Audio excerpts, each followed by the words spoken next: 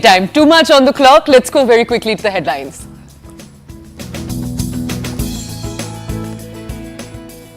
And first up, a huge win that's just taken place a few hours ago. We have cause to celebrate. Checkmate to history. Vishwanath Anand's legacy is going to be living on.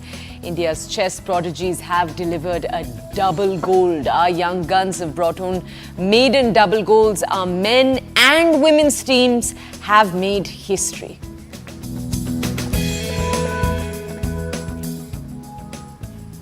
Can AI speak your language? G42 says yes with a Made in India app called NANDA.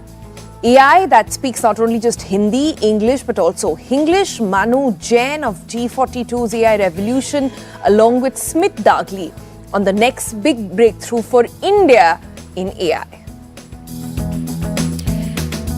And after that, from the tech to the spiritual, we have with us Jaya Kishori. She'll be getting candid all about the surprising soundtrack she likes to listen to in her downtime and her unconventional journey. We'll take you into all of her guilty pleasures, everything that goes behind the scenes for the spiritual guru.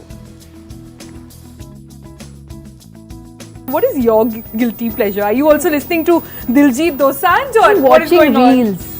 Just wasting your time on reels. Sometimes I do on? Are that. you doom scrolling? That's what you're telling us? Sometimes, not every time.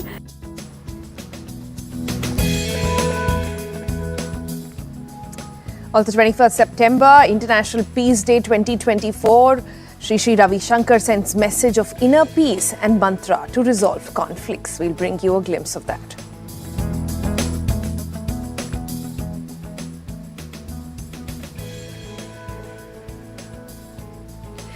Ladies and gentlemen, we are starting the week with some incredible news. India's men and women chess units, as of just a few hours ago, have scripted history. This is their maiden gold medal win at the 45th Chess Olympiad in Sunday, just a few hours ago in Budapest. So we're the kings and the queens of the 64 squares. The 5 men players, they range in age. You have D. Gokesh, who's 18 years old, of course, to P. Hari Krishna, 38, 20 years of age difference in the team itself. And put together, our 5 players are so good that in the 44 games they have played in Budapest during the Olympiad, they have lost just 1 game. The big news here is also that the women have also clinched the gold here. For them, it was a final round trumping of Azerbaijan that did the trick. And with all of these laurels, India is the 3rd ever country to do this. So only China and the Soviet Union have ever won both the gold in men and women's groups in the same edition of the Chess Olympiad. So really, really big news for India. It's India's checkmate moment, if one can really call it that. One of the best phases we've seen for our chess enthusiasts in the country. And the legendary Indian chess wizard Vishwanathan Anand also heaped praises on the players and sent his wishes to the prodigies that has brought the yellow medal back home. He also lauded the women's team that doubled the delight with their maiden gold at the Olympiad as well. Remember, these players, absolutely fantastic, very quiet thinkers. Several of them we've had on TBC earlier as well. So big congratulations from the Breakfast Club to our chess Olympiads as well.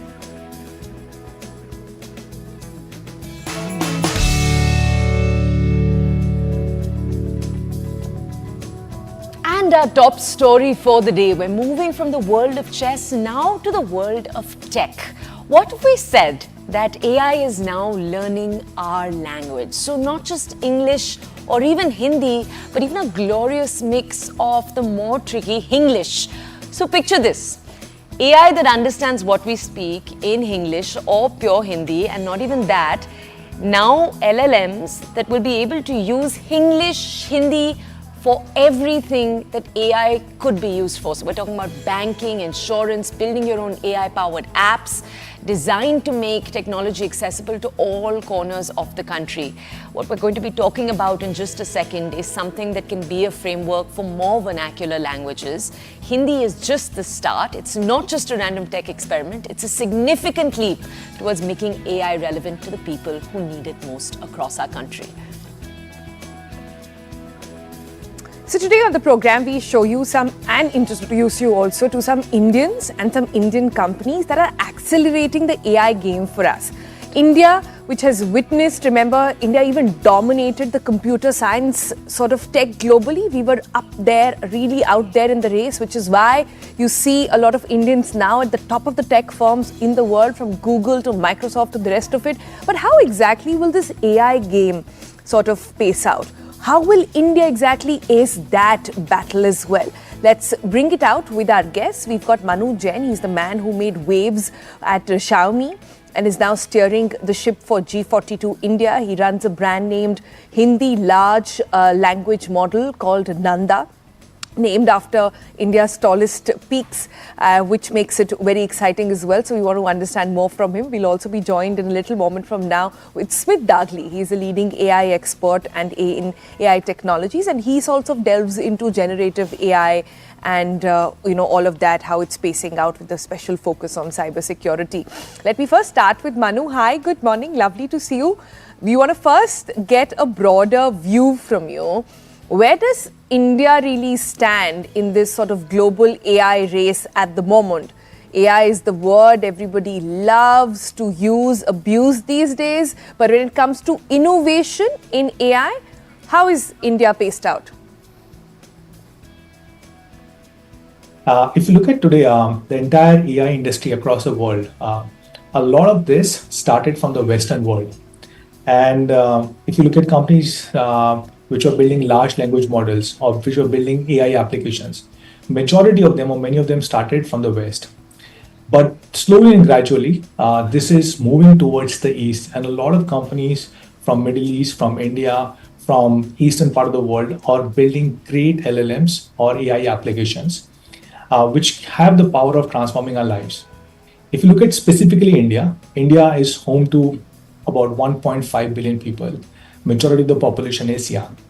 India has probably one of the highest data consumption when it comes to mobile phones. And India has more than 30 languages that we speak. So it is just natural that a lot of AI applications, including LLMs, large language models, are built for India. We have this concept called as equitable AI, which means everybody in this world should have equitable rights to be able to use AI in a meaningful way. AI should be able to generate, or AI should be able to reform the lives of people across the world, and not just in the Western world or not just in the English-speaking world. And hence, I believe AI has a huge role to play in a market like India. If you look at today, I think India's journey with respect to AI is just starting off. There are a few large multinational companies, technology companies, who are building AI application for India. There are companies like ours, which are beginning to build large language models for India. But there are also a large number of homegrown domestic companies, including startups, which are either building some sort of either LLM or application which can help Indian consumers. So, Manu, we want to make this conversation relevant for people who understand AI fully, but also those of us who've just heard of it as a concept. So, when you say that AI has a lot of applications in India, what exactly do you mean? Where are you thinking? Which industries? There could be so many applications for AI, especially in a country like India. It could easily be integrated into programs, large-scale programs such as Digital India, Startup India, and others, and can really help supercharge them. You can use AI for medical. For example, people living in small towns and villages, they can get access to medical help and medical support using AI. It could also be used for individual learning. For example, people can build education tools or applications based on personal needs using AI. Or it could also be used for content industry. You can actually make songs, videos using AI. Yeah. Actually, the list is endless on what all AI can and cannot do. But Manu, you run G42, you've created Nanda, which is also an LLM. But first, can you just simplify it for our viewers this morning who are a little confused about what exactly is LLM? Could you simply sort of put it out there if you had to explain to a 5-year-old? Large language model or LLM as we know it, is an artificial intelligence or AI program that can recognize text or an audio or a video feed and can do tasks. For example, you can ask questions on tell me about India's history, or you can ask him to write a paragraph or a poem, or do tasks like maybe analyze a balance sheet or generate a video or maybe compose a song for you. So it's an intelligent model which looks at information and then does something for you. It is typically trained on very large scale data sets, like billions and billions of words or text or songs or audio. And using those data sets, using the information which goes into the model, then it is able to generate meaningful output. Okay, Manu, now let's ask you about the thing you're here to tell us all about, the Hindi LLM that you have developed, that G42 has developed. What's the process of developing something like that? What do you use as your data sets, for example? So the process of Hindi LLM basically starts by just collecting data of Hindi language. And this is a pretty tough task because all of us in India, our written communication a lot of times is in English. So what we have is digitized content is majority in English. So you have to collect good quality data. So LLM is a little bit like baby. If you are thinking of a young baby and if you do not feed good quality food to the baby, the health of the baby will not be great, or for any individual. So LLM or large language model, if you do not feed good quality data, the output that the LLM will generate might not be of the best quality. So it basically starts with just collecting massive billions and trillions of tokens, which is words of data, meaningful, good quality data. You collect it, you put it, you train it on billions of different parameters, and then you fine tune it using large number of question answer sets, which could be about history, it could be about geography, it could be about probabilistic questions like maths, or could be anything else. So it requires weeks and months of a huge amount of effort by data scientists. So we built this model when we started thinking of building a Hindi model. The first and the most basic step was to just collect large amount of both Hindi and English data, which was relevant in the context of Indian culture, Indian history, Indian geography, etc. Okay, interesting. But give us some end use cases, some examples of how Nanda will be used across the country, going from apart the obvious of getting it to write a song for you, paint a picture for you, make a video for you. Like apart from all of this, any end use cases that can be used by the masses more constructively? So I can give you maybe 2 or 3 examples. We were talking to the CEO of one of the large banks in India, and the issue that they had was two. One, they wanted to understand they issue insurance policies, and if you look at defining a particular insurance product, coming up with all the terms and conditions, sometimes it can take weeks or sometimes even months. Now, if you use and this, of course, has to be done both in English as well as Hindi or any vernacular language. And the use case that they had was they can basically use a model like NANDA, and the work which is done in weeks or months can actually be done in just few minutes. Of course, you will need somebody who is an expert to just go through it and ensure that the proofreading and the work is fine, but it can really help solve this. We were talking to one of the company which is into the lending space. They were saying they need help with fraud detection, where a lot of work on fraud detection is done using computers, but also human intervention is required. Very critical. And they would want to replace that human intervention with an AI model. Then there are a lot of customer care applications. For example, if you're shopping something on e-commerce, or if you're shopping or ordering something or to something to eat, a lot of that work can actually be done or can be simplified using AI. Last example that I would give, something which I think all of us will relate to, something from the movie industry. We were talking to the founder CEO of one of the large movie houses in Mumbai, and the person mentioned that for them to develop the entire plan on where to shoot movies, how to match dates or different actors, how should the entire sequence look like, in which locations, it takes a lot of effort, sometimes weeks and sometimes even longer, by one of their key guys. And all of them can be just shortened and can be done by AI. AI can predict on which location should shoot, what should be the sequence of shoots, which actor should come at what point of time, so that this minimum wastage of time, all of that work can be actually planned by AI. Wow. Okay, Manu, before we let you go, the whole world is running seemingly on AI, but we just do need to ask you, why call it Nanda? Why go with that? So when we built, so we at G42, when we built our first model, which was a bilingual English and Arabic model, we decided to name it after the largest mountain peak in UAE, which is Jabal Jais. So the model is called as Jais, Jais. Then when we were thinking of building a model for India, the bilingual Hindi-English model, we thought of naming it after one of the highest peaks in India, and the second largest peak in India is Nanda Devi. And we just thought the name Nanda was pretty nice, fit into the cultural nuances of the country, and that's why we decided to call it Nanda. Sweet. You've got a little bit of an India touch over there.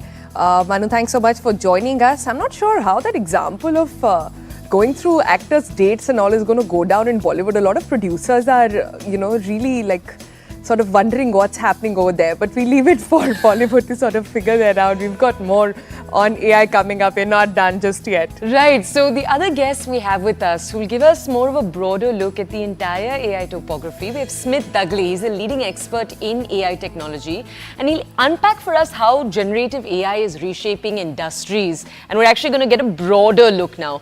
Smith, good morning. Thank you for joining us. If we can just start you off with a generic question, as we just said, tell us, how are generative AI, LLMs, so large language models, how are they transforming software development? Right. So generative AI today is kind of like having an incredibly intelligent assistant that can, one, write code for you. So just imagine you tell this AI, okay, create a button to send an email for me. It actually produces the code right away. But it's not just about writing code. AI also excels these days at spotting bugs, suggesting large improvements, and even explaining complex code to newcomers. So it's like you have a senior programmer always at your beck and call. And the truly exciting part is how this allows the developers to focus more on the bigger picture rather than the mundane. So just designing innovative features and solving complex problems while AI handles the routine work. In my opinion, it's not really about replacing developers, not at all, which is a big field in a country like India where we have tons of people looking for developer roles. It's about enhancing their abilities and creativity. So it's truly transforming the way we approach software development and kind of changing the role from what it was to what it will be. Yeah, I think that's one of the smartest definitions we've seen of AI of late. So thanks, Smith, for that. But, talking about the big picture here, give us the biggest wins, perhaps, and your biggest fears with AI. You have a lobby which either fears AI or you have a lobby which is gung-ho at it. Can you tell us a bit of both? The biggest win with AI is for sure much more increased productivity. One programmer who's competent enough with AI can churn out a lot of code, a lot of functional code these days. And the biggest fear obviously is programmers becoming too reliant on AI, which leads to introducing inadvertent bugs or even like security vulnerabilities if they're not super careful with their code and just fill in what AI is generating. There's also the fear that if AI becomes too good and you don't really need all that many people to churn out the work that was needed before, there might be mass layoffs, but I personally don't think that's a big fear. There's always going to be more work that can be done with software, so the demand should be there. But Smith, isn't AI part of the problem as well? There are so many who see, for example, AI-generated content as a serious threat. How do you see that? These threats are really serious. You are right on that. And these threats are pretty getting harder and harder to detect and deal with. But ironically enough, a lot of the solutions that are coming up to fight these threats also use AI. So it's the same beast that's both the problem and the solution. But overall, yeah, it is a pretty challenging problem to deal with, but it's not like there's no solutions to this. A lot of new solutions have emerged in the market, and most of it relies on small behavioral anomalies that AI generates. For example, the video and audio that AI generates is not perfect, and I don't think it ever will be. There's always going to be very small inconsistencies here and there compared to how humans would look or how humans would talk. And again, ironically, a lot of people are just using AI to carefully catch one or two of these mistakes in the AI generated stuff and, classify it as either a deep fake or just a fake in general. So, Yeah. It's somehow satisfying to know that it will never be as such by somebody who's looking at AI with a pinch of, with just a pinch of salt over there. But help us understand this, Smith. You're actually saying that there will be tech which will be AI generated, which will detect the deepfakes. So we are looking at a situation where AI will help us catch all the sort of downfalls of AI. So we're looking at an AI versus AI world, really. that's true. It's a cat and mouse game. So it depends on who's training the cat and who's training the mouse. And we are hoping that the cat is trained better than the mouse. So you're absolutely right in that sense. We have gotten very futuristic here on TBC this morning. Smith, just tell us, again, along the same lines, this really sounds like a mega villain prediction here, but how do we ensure AI falls into the right hands then and not into the hands of evil? So one way around that is regulation. Like if you see the EU, there's a lot of strict regulation into how you can use AI, what data you can train on, and what sort of outputs can it have. And then at the foundational layer model, there's also the option of having very strong guardrails. Guardrails are basically the types of content that, the types of prompts, for example, that AI can accept and act on. If the prompts are, say, unethical or straight up illegal, these foundational models will just refuse to act on them. And a lot of tools have to use some sort of foundational models underneath. Obviously, there's like a lot of open source models like Facebook's Llama who don't have guardrails that are as strong as the ones that are provided by maybe say Claude by Anthropic. So regulation there is definitely going to be a key. There's also going to be the question of funding to research labs and to startups who are working on these areas.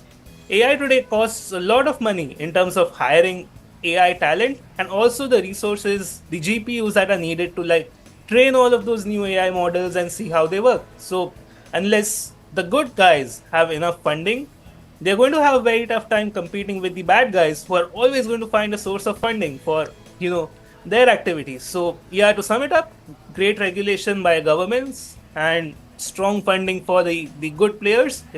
That's what's needed.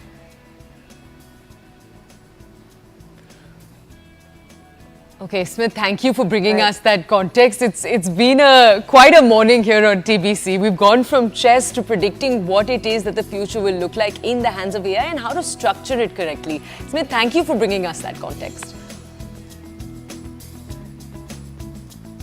Okay, we're going to head into a quick break. And after the break, we're shifting into something entirely different. On the other side of TBC, you're going to get to see the other side of spiritual teacher Jaya Kishori. You might already know all of her work on Instagram, her reels where she gives motivational advice to millions and millions of followers, more than 12 million followers. But here on the show, we're actually going to show you what goes on behind the scenes in Jaya Kishori's life. So what's the music she likes to listen to, for example, in her downtime? What's the way she thinks, her guilty pleasures? We'll take you to all of that on the other side in a few minutes.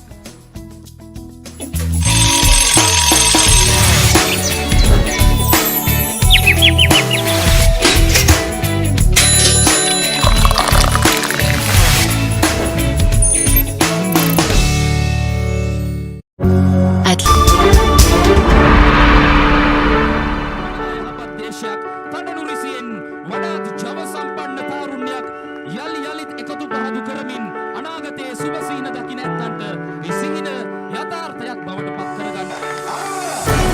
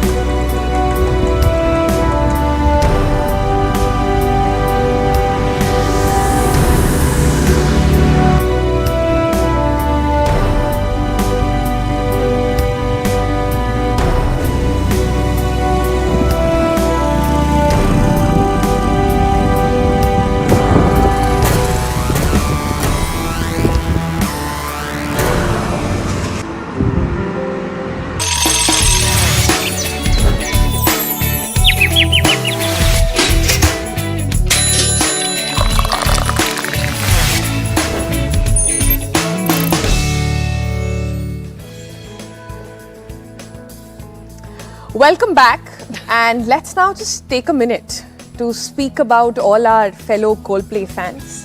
What exactly happened yesterday on the 22nd of September? Now, a lot of us have emotions, a lot of us have a lot to say about it, but it's being now referred to as the great ticket debacle of 2024 by all of us.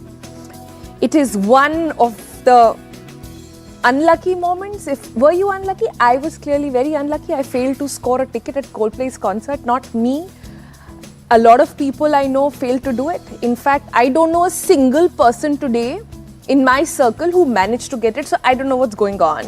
Instagram also was flooded with memes and meltdown posts from disappointed fans who were stuck on Book My Show's never-ending queue or watched their Coldplay dreams just disappear in thin air. There was no fixing you on that one. I'm just watching you and I'm laughing only because I also love Coldplay, but utna I didn't have the hope to even try. So I'm looking at you and I'm looking at others who try, and I'm like, at least there were some hopeful ones who gave it a shot. Yesterday the internet was filled with jokes. There was soul play, there was conspiracy theories as to what actually happened to the tickets, if there'd been some kind of behind the scenes tie-up. And honestly, who can blame any of us? We've been waiting for Chris Martin and co to return to India after their 2016 Global Citizen Festival performance. But what really went down? Was it a site crash? Because it seemed like there was a site crash. Was it a ticketing fiasco? Or was there something more sinister at play, like many were suggesting online? And more importantly, as you said, Sonal, earlier, who actually managed to get those coveted tickets? Today, if you go online on reselling sites, even though Book My Show doesn't authorize any of them, you've got prices up to 3 lakhs. Tickets being sold for that incredibly increased amount. So what really happened, Sonal, if you had to give a shot at what happened there? Is it just mismanagement? So let me just tell you what happened in my house, and I can, for sure say this is how it unfolded for a lot of people as well. We all sat with multiple devices. Laptop is on, iPad is on, phones, multiple phones. Any device in the house you had Book My Show on, and you were trying to get your ticket on, but nobody got it. Before that, in fact, from 11:45, all of us were sitting waiting for our All India ranking to come out. But that did not come out. What we got was a site crash, massive site crash. Nobody knew what was happening. Some fake tweets came in saying that, oh, now the tickets will be sold on the 23rd. Something else will happen, nothing. Suddenly, the site recovered, and then we saw a lot of other stuff happening. But I just want to say this. A lot of people, if any of us, if anybody watching right now did manage to get a ticket, please let us know. We would love to feature you. We would love to understand how. What is the code? How do you make it happen? We would love to understand how did anybody manage to get a ticket.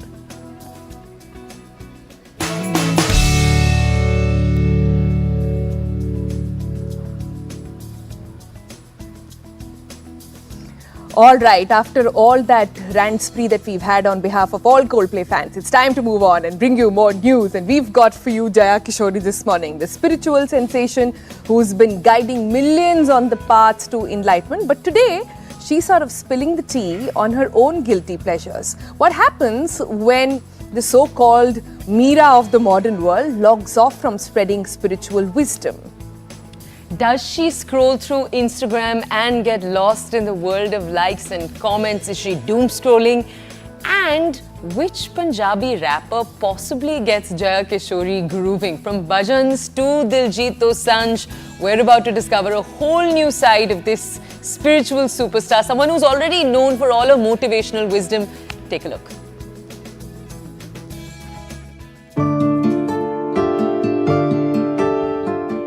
You can live a spiritual life and a materialistic life. You can be modern and traditional. You can listen to Diljit and then do spirituality. I think the spirituality is all about creating a balance. It's wasting your time on reels sometimes. I do Are that. you doom scrolling? That's what you're telling us? Sometimes. हर बार बड़े ही आपको सिखाए, कई बार छोटे भी आपको बहुत अच्छी चीजें सिखा जाते हैं. Our next guest actually needs no introduction. If you are not living under a rock, you are anywhere on social media, you will know about her. If you haven't known about her, you must have heard her. And, you know, I'm just sort of rambling, trying to ramble my head around this again, that you are just 29, Jaya Kishori. Yes. You love spirituality and you love diamonds. Yes.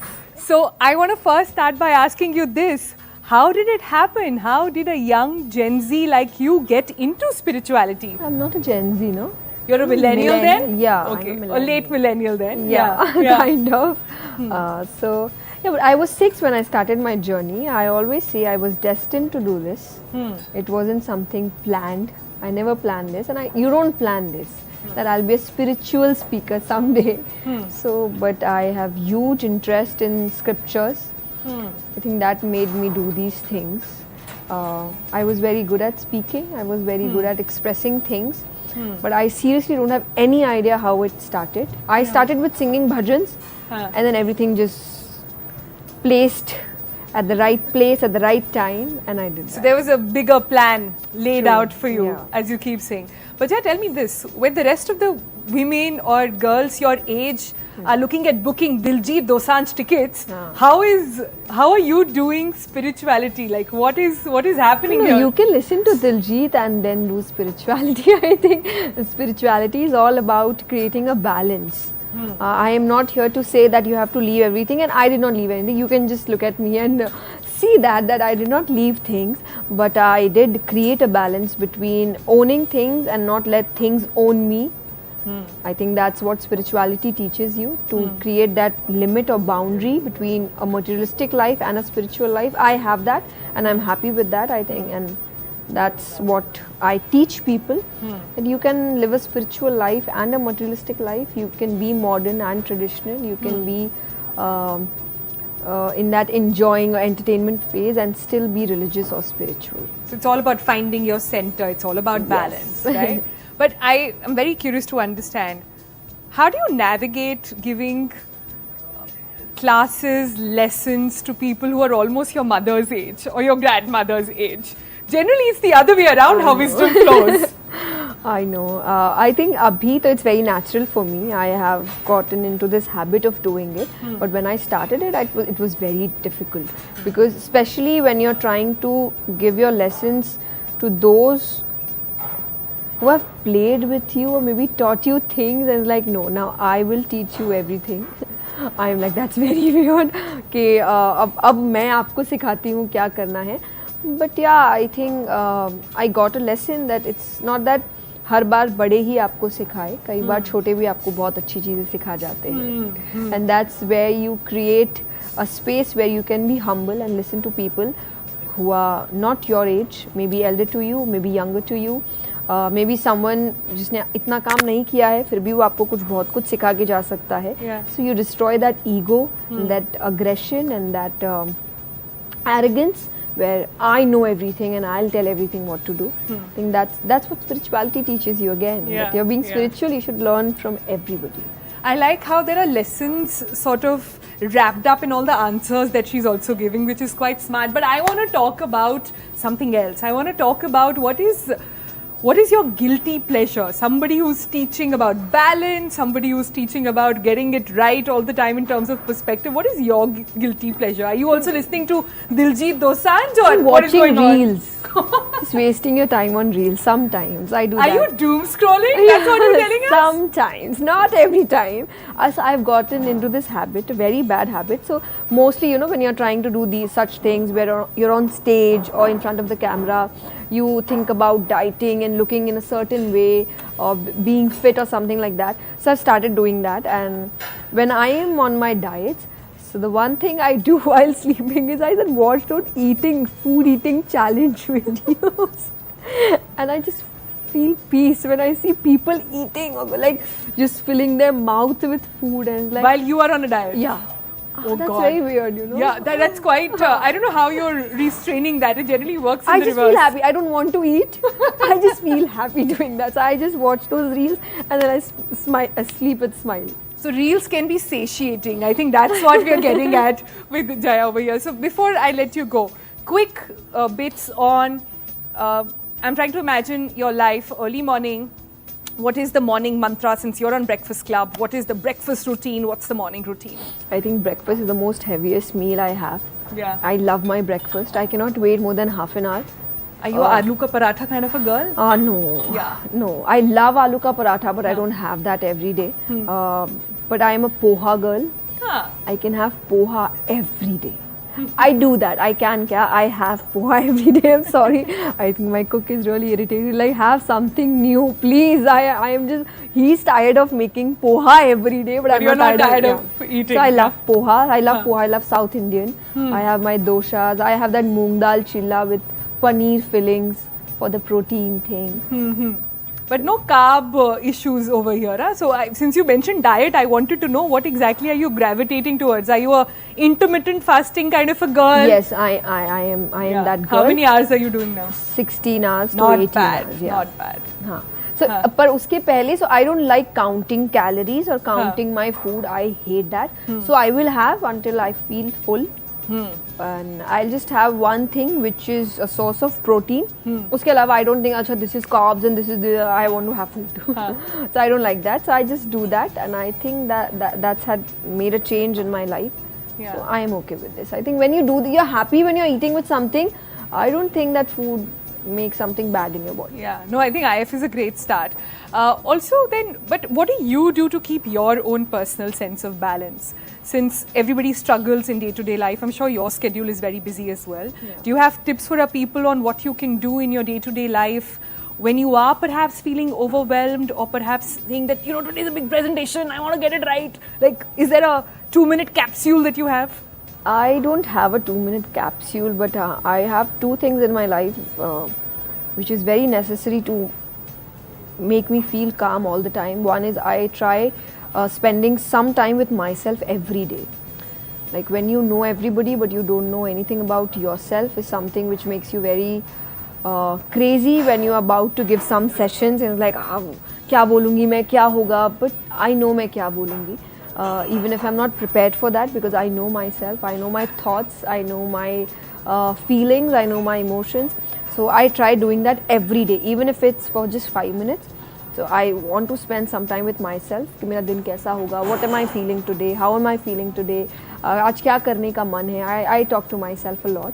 And second is I do my chantings every day. That's meditation for me. I don't leave that, and I think everybody should do that. You select your own mantras. I don't force people कि ये करो वो करो. Yeah. I think you know what works for you. I am nobody to say कि ये करने से ही हो जाएगा, कुछ नहीं होता. आप अपनी चीज़ खुद चुनिए. And so when you do that अपनी पसंद से, first thing is you're happy doing that because आपने अपनी पसंद से किया है, किसी के pressure में आके नहीं. And mantras do help.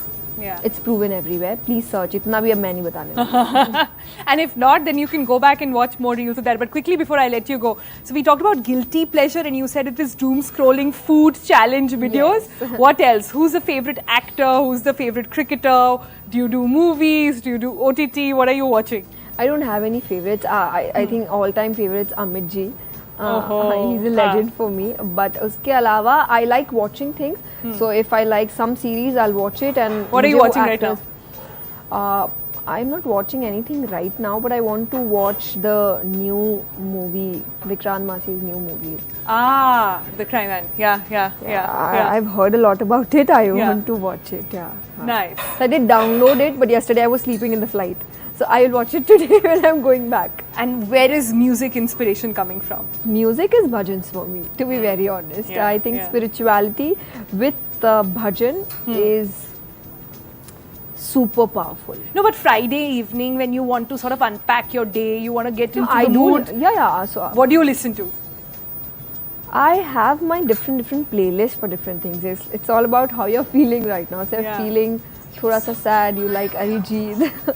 If you're trying to listen a very power-packed thing, you have all the Punjabi playlists. You know, you have Diljit, you have my own.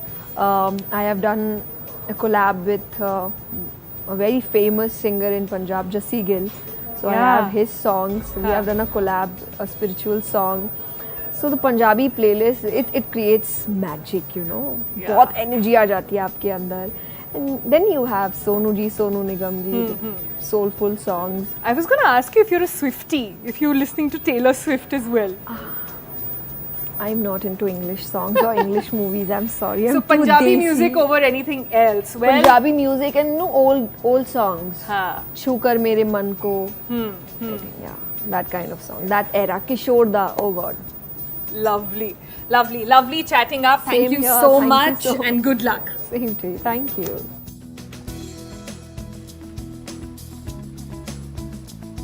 All right, so that was Jaya Kishori, a spiritual guru of sorts, motivational speaker who doom scrolls, who loves diamonds and has lots to say about food and Punjabi music. You can watch that entire interview on TBC Extra at the YouTube channel of CNN News 18 as well. But let's move on from now, but staying with spirituality. As the world unites for the International Peace Day, Gurudev Shri Sri Ravi Shankar emphasizes the crucial role of the inner peace in resolving conflicts. He shares all of his insights on the transformative power of inner peace within larger problems like conflict resolution. Take a look. This is a conversation he had with us. Conflict arises in the minds of people, and definitely there is a solution for it. Yeah, and dialogue is the way. Usually people sit with the problem. I tell them, you come with your solution to your own problem. Then you sit with the solutions, then, the match starts happening there. And definitely, there is a way to get out of any of these conflicts. For that, you need someone who is neutral. We need people who are like bridges, they have put on both sides. In this sense, India has a great role to play in the conflicts that is happening between nations in the world today. This is the essence of Gita. In Gita, he not only Lord Krishna encourages Arjun to fight, but first he says you should resolve the conflict within yourself. So the first thing is you have to be clear in your own mind. If you are in confusion, if you are in rage, if you are anger, then it won't happen. That's what Krishna says. Yuddhasya vigatas jvara. That vigatas jvara is very, very important. Fight without that rage within you. And so International Peace Day does not mean only peace between people where guns have become silent. It also means that you have to be more peaceful within yourself. Inner peace is the key for outer peace. If you see, all these conflicts has arisen in the minds of few people with a perceived threat from the other. Correct. It depends on the state of mind. If your perception is clear and your intentions are clear, then you find solution to all the conflicts. But if your perception is based on your limited logic, and so, you have an erroneous perception, then your understanding becomes erroneous. Then, of course, your decisions all will be disastrous. I think we can sit and talk about it, for hours about that. It is pertinent, I say WAR means worst act of reason. So anyone who is going into war, they feel they are right because they are fighting for justice. They are doing right thing. Only thing is that when the communication gets established and both sides start seeing the other side of the story, then they start to come together and find a solution for these problems. So I feel that the intermediaries or mediations are much, much needed in all the conflicts. Yeah.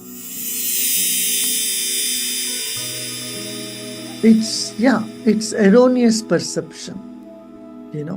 You don't see things as they are, but you imagine things more than what they are.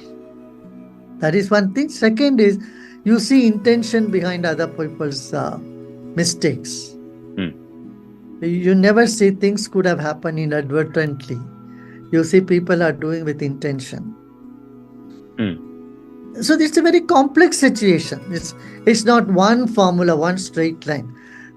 Conflicts have multi phases, and you need to look into all that and then come to a resolution. So it takes a little time and effort and a calm and composed state of mind.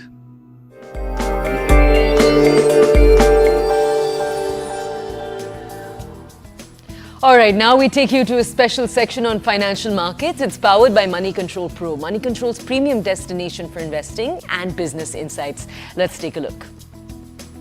GIFT Nifty readings suggesting a higher opening for the Indian markets. In early trade, Asian markets are in the green.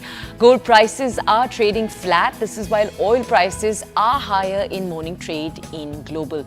Crude oil prices are trading higher. This is on fears that Middle East, the conflict there may continue to disrupt supply. Let's look at the sector in focus this morning. The NBFC sector is abuzz with activity as companies are now rivaling banks in their hunger for growth. Now, while retail lending remains their forte, competition is heating up. Managing funding cost isn't easy, especially if credit ratings are not top-notch. For many players, the book build is in the last few years isn't sort of seasoned, which is raising questions about asset quality as well. You can log into Money Control Pro to find out more about the NBFC sector and the various other actionable insights on the markets. It is a premier destination for all the investing views and financial insights you will ever need, brought to you by Money Control.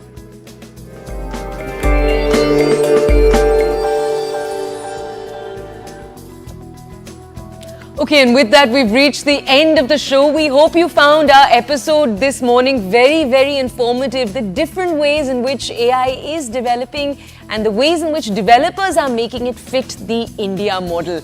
All right, with that, we're going to draw the show to a close. Tomorrow, Sonal, what are we focusing on right here on the show? Well, AI can fix a lot of things. AI cannot fix your health. For that, you have to do your bit. And we are focusing on women's health, which is PCOD. Remember, this is PCOD month. And we'll put the spotlight on how what you eat and your gut health is actually directly related to that. So catch you tomorrow, 8 o'clock for that. Goodbye.